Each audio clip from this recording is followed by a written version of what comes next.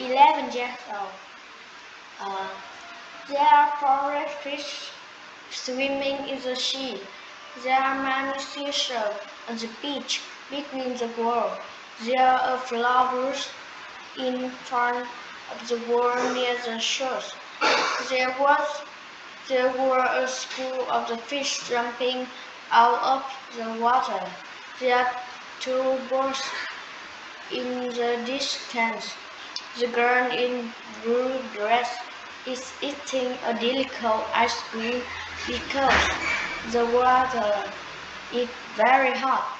The boy is wearing a yellow t-shirt and blue trousers.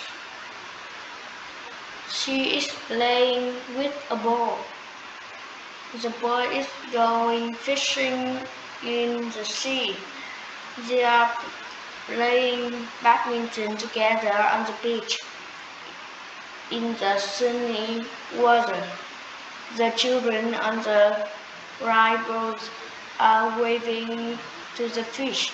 Two people are wearing summer clothes. They are sitting on the chair and breathless.